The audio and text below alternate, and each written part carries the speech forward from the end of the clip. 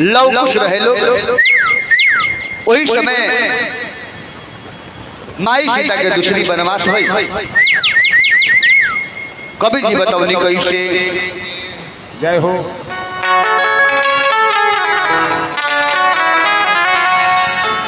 अरे जब न बन सिकी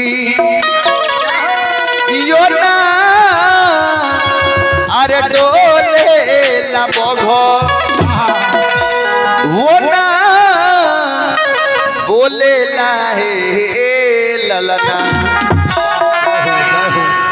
तो जब न बन सिकी यो ना अरे डोले ला बघो वो ना बोले लाए हे ललना। हे ललना हे ललना अरे ताई बन सीता बन बात गईली लव कुश रब रहले। हे ललना ताई बन सीता बन बात गईली लव कुश रब रहले।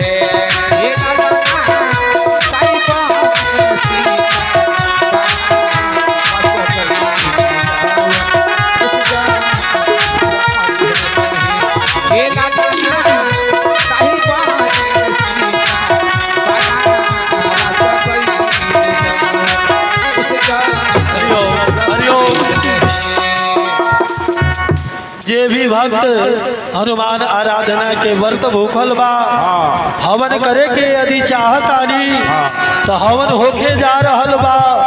अपने सबन आके हवन में सम्मिलित होकी हवन होके जा रहल बा। जे भी व्रत भूखल बा हवन करे के यदि चाहता तो आके हवन कर ली।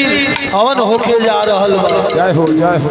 हे ललना हे ललना काई बन सीता बन बात गईली लव कुश रब रहले। हे ललना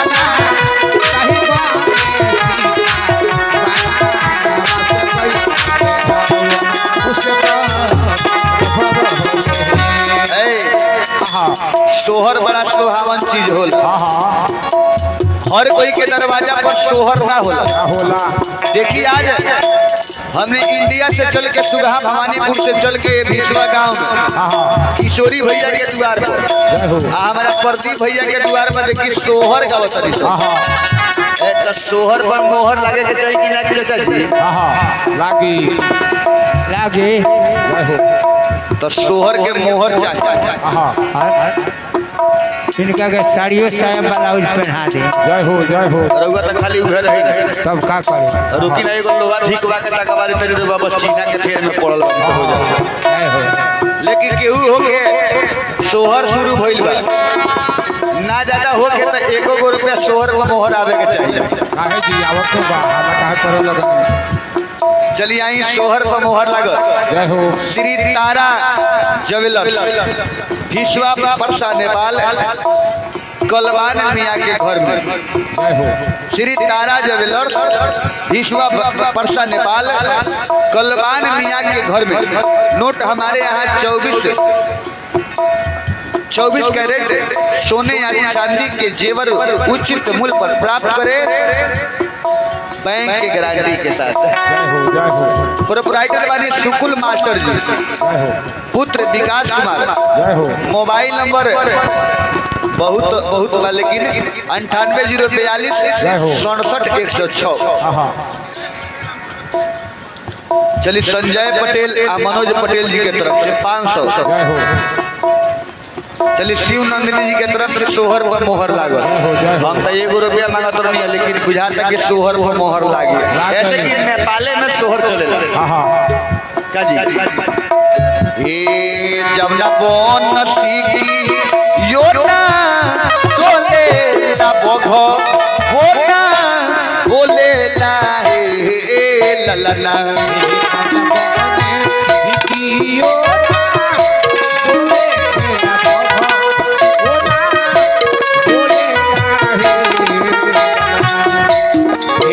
ललना ताई बने सीता बन बास गईले लव कुटी गो रभ रहले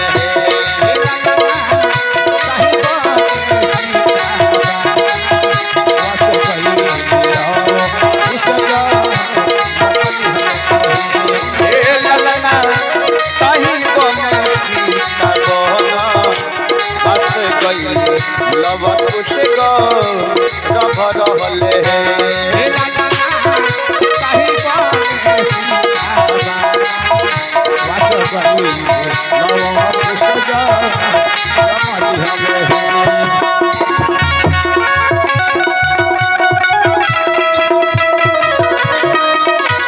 हरि बोल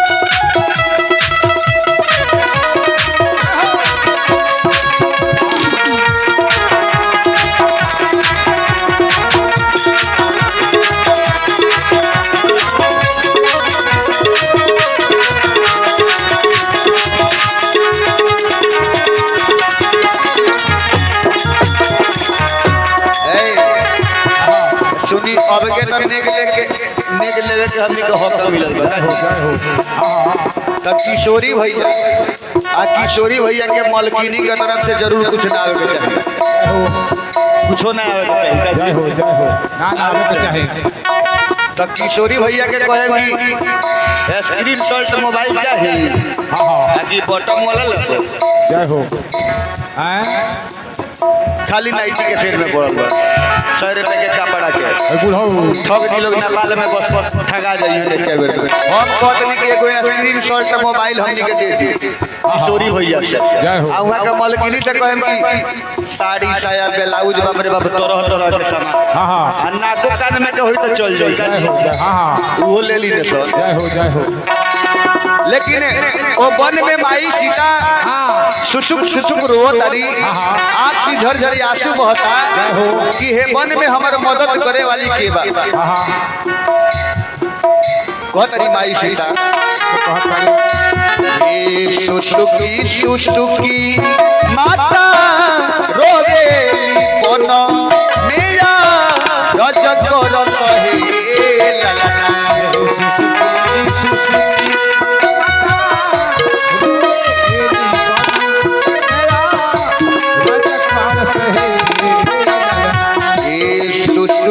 सुसुकी रोवे माता तपन तेजा रजक रस हे ललना मैया रोवे दीपना मेरा रजत रस है चलिए आई भक्त शिरोमणि सरोज पटेल जी के माता जी के तरफ सोहर पर मोहर लगो लेकिन हमरा मालिक के तरफ से जगकर्ता महोदय जी के तरफ से ना आए जय हो मेरा 6 गो साड़ी आवता जय हो 6 आदमी बा कहत नहीं चाबी के पेटी नु भुला गइल बा 4 लोग नहीं बा तो कहां से निकल आई ने हो जाता लो लेकिन बाप रे बाप हमरा प्रदीप भैया के घरे हमरा किशोरी भैया के घरे परे पहुना लोग पुगल बा हां तब पर पहुना लोग के गिनती ना हो गिनती ना भइल कानो उहाँ के कानो कथि नु नाम धइनी हो बराबर मिस्टेक कर गइली बा पहुना लोग आइल बा लोग अच्छा जीजो जी लोग बानी लोग केना बानी लोग लुकाइल वालो दू आदमी बानी लोग नामुआ बता ना दी हमरा के फर्स्ट क्लास के बॉर्डर हेल गल वालो हां त खाना खियाइए दे तनी अच्छा इहे कहै और वहाँ के डेरा के पहले ही दे देले बने डरा के दे देले बानी तो अब जा तनी अब औरी डरा के देवे के पड़ी धन धन कैसे है अरे अठनी चवनी अरे अठनी चवनी गुरु पैसा कथी के नाम हो कथी नाम हो ना बताम लगो नहीं के बतावे के तो देख लियो अपनी नाम जानकारी कर लेम सब आना तो घूस आ जाए के चाहिए घूस आ जाए तो ना कहम सब अरे अठनी चवनी अरे गुरु पैसा जय हो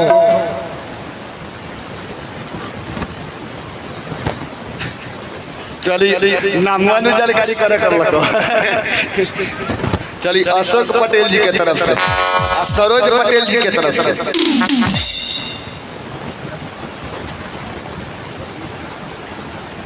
अरे अठनी चवनी आ गुरु पैसा। अच्छा जे भी माई बहन आराधना उपवास बा, जे भी भूखल बा, पंडित जी महाराज जी हवन करावत नहीं, आके लगन हवन कर लो।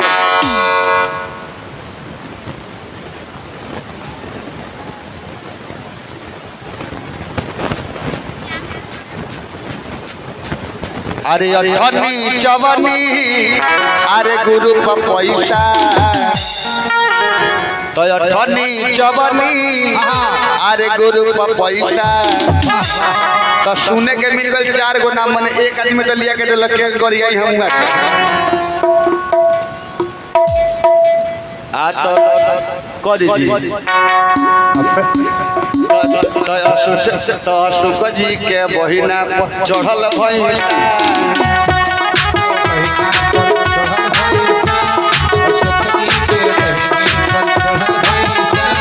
अठनी चवनी गुरु पैसा।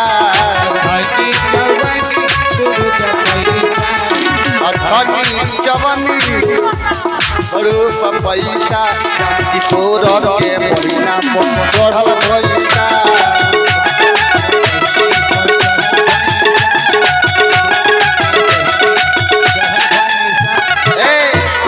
श्याम किशोर और अशोक जी दुई आदमी बाजी बस। श्याम किशोर के बहिना चढ़ल भैंसा।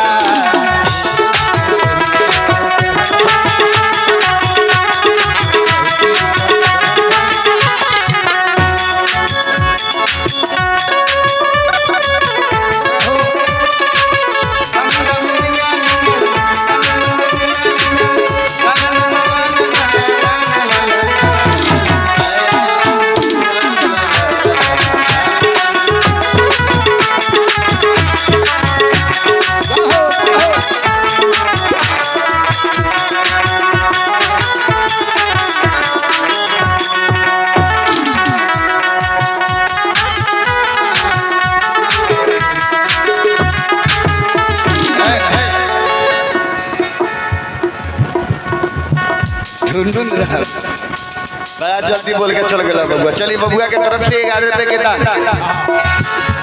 अरे लाल मरचा हरियर मरचा।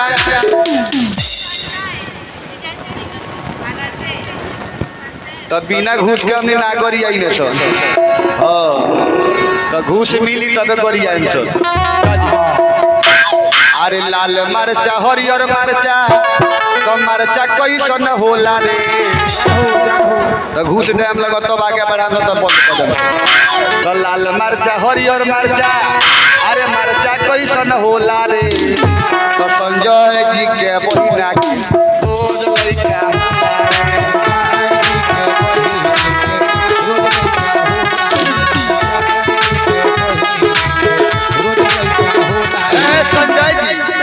संजय जी के ना बनी।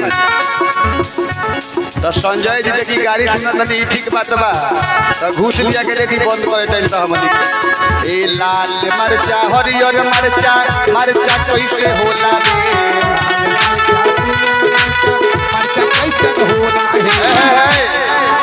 तो हमनी के तो नाम के पता नहीं है, लेकिन है मंचवा पर बैठल बा सरकार कोनो रिश्तेदारी को नाता ना रहेला। ऐसे कि ब्याज गिरी हो यहाँ हमने सब कोई के गोरिया सकत। सब के जना संजय एने ओरे के हैं कि ओने ओरे के हैं। तो हमरा पता नहीं के गलती से ही माफ। लाल मरचा हरियर मरचा। मरचा कैसे होला रे।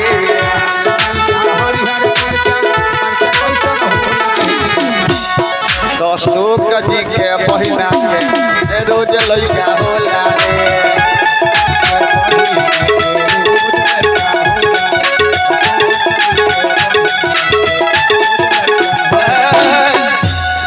अरे एक मुट्ठी चाउर कहाँ आई कहाँ जाई रे।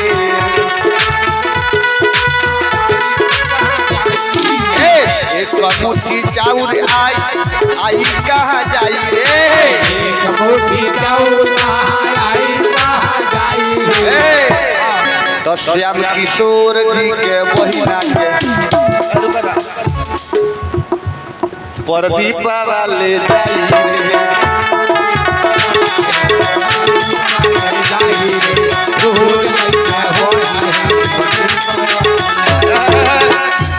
थोड़ा कोनो तरफ से खुश होश नहीं के मतलब कि सोहरवा अधूरा में रह गए।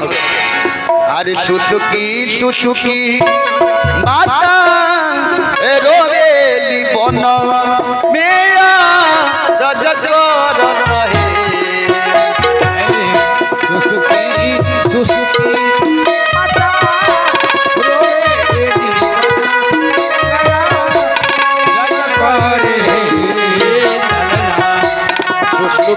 सुसुकी ए माता रोवेली बन मिया ए रजगर रहे ललना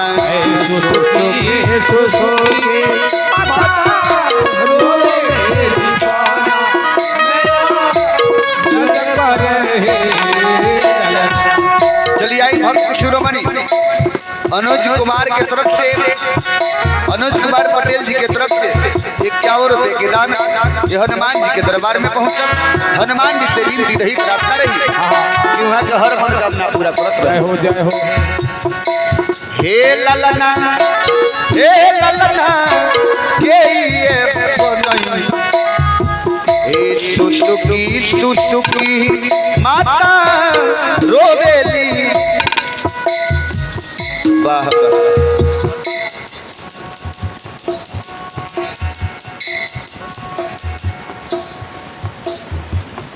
चलिए प्रदीप पटेल जी के तरफ से वहाँ के धर्मपत्नी है। चलिए प्रदीप भैया के धर्मपत्नी जी के तरफ से साड़ी साया ब्लाउज ये सब श्रृंगार के छुट्टी लौटी आई बा। जय हो आ सवेरे लिपस्टिकियो वाली लिपस्टिकियो कलिया भगत जी जय हो जय हो लेकिन बाप रे बाप फरमाइश बड़ी आवता गरिया के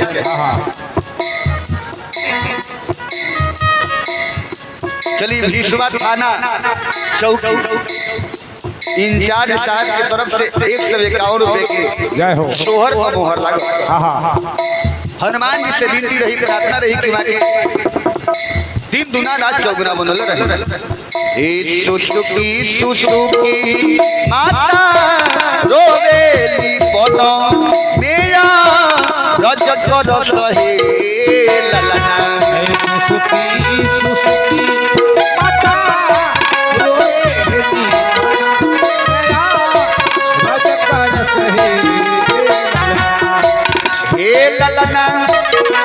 ललना के बती है माई देव हिनिया तो के तो ऋण बती है।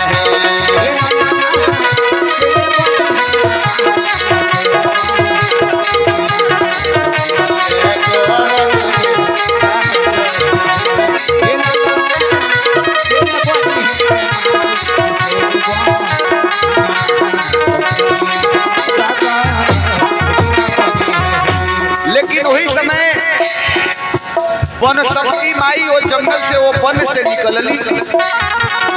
माई सीता के कहतरी कि हे बेटी अरे तू कोनो प्रकार के चिंता मत करो, हम माने वन में तोहर मदद करे वाला हम ही माई बनब हम ही बहन बनब।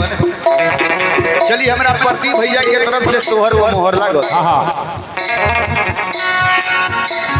अमन अभिषेक के तरफ से सोहर व मोहर लागत। जय हो पंडित जी महाराज जी घबराइल जाई मत जन्नी काहे से कि हमनियो चिन्हत नहीं सन कि कहां से आइल बा कहां से नहीं आइल चल पूरा नहीं नो तो सोहर और बंद ना हो। जय हो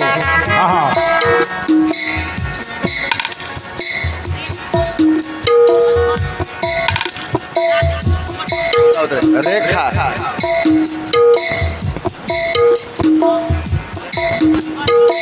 रेखा रूपा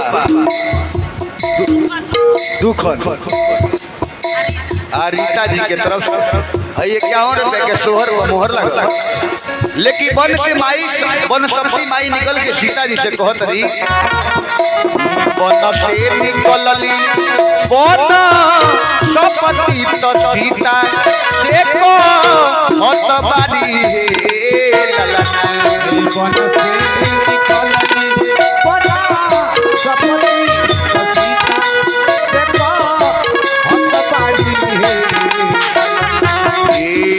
से निकलली वन सपति तो सीता से को हत बारी हे ललना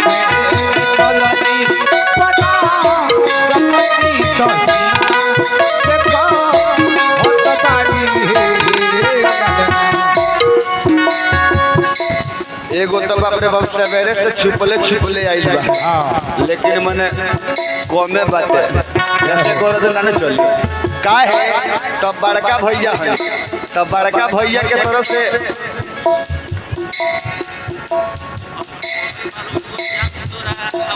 अशोक पटेल जी का सवेरे से घूस दे दिला बानी लेकिन श्याम किशोर जी के ना बानी केने काहे लुकाइल बानी जी हमरा त बिया तक कुर्सिया सट गइल बा चुमुक खानी काट जय हो तनी का टीन कइले वाला सोहर को मोहर तनी का मिला थैला का टीन कइले वाला बाप रे बाप देखी ना हुआ खड़ियल बानी निकाली तो ना तो गरी आवे लागल तो जानत निकाली तो गाड़ी ठीक है ना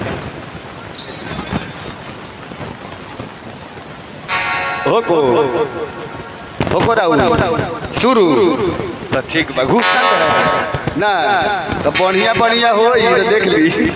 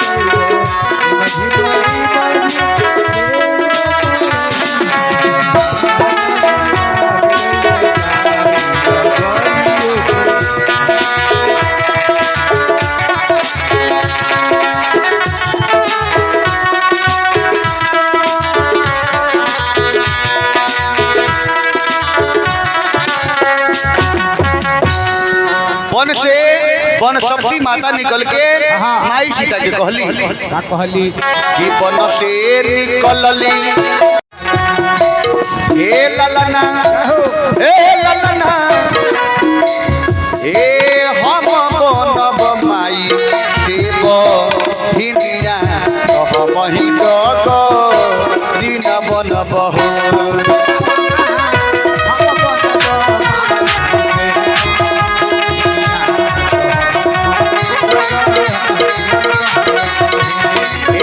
हम बनब माई देव हिनिया हम ही डग ऋण बनब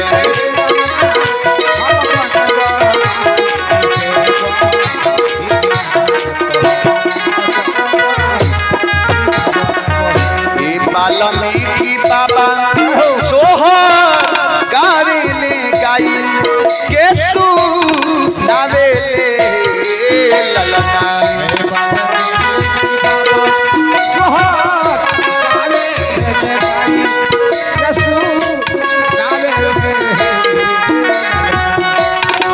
ललना हे ललना जुग जुग जियत बात तलब कुछ गो समझ भले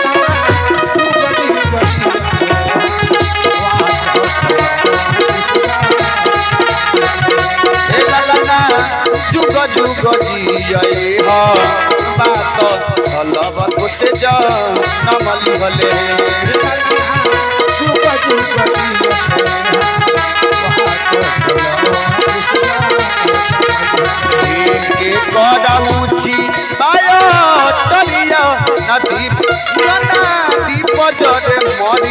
यो ना दीप जरे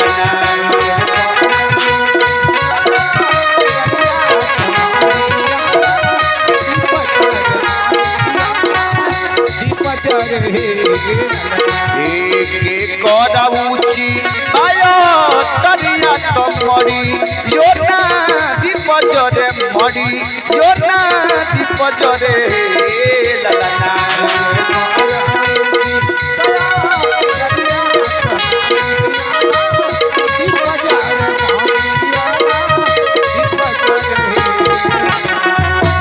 ललना हे ललना के करो बाड़ी तुंदो धनिया तो लामी के पिया भुया लोटे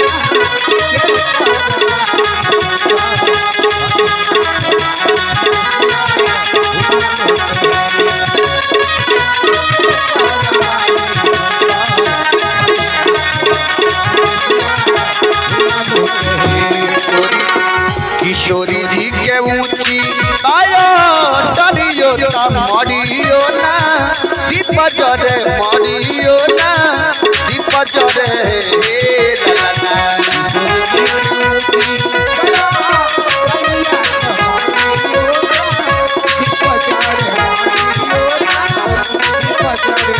अरे हे पर दीपावली के ऊंची आयो तरियो ता मरियो ना दीप जरे मरियो ना दीप जरे हे ललना उनही के बाड़ी सुंदर धनिया तलामी के पिया भुया लोटे है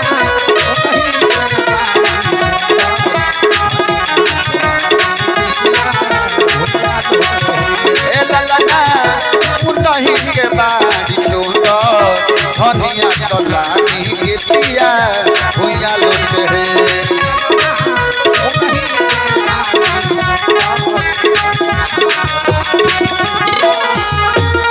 प्रेम से बोलिए आनंद कंद भगवान